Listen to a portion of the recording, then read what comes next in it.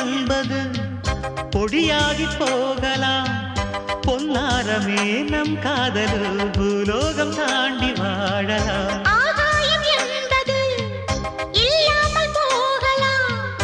ஆனால் நம் நேசமே ஆகாயம் தாண்டி வாழலாம். கண்ணீரில் ஈரமாகி கரையாச்சு காதலே.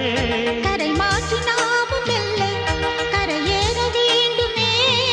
நாளை வரும் காலம் நம்மை கொண்டாடுமே. தாஜ்மஹால் தேவையில்லை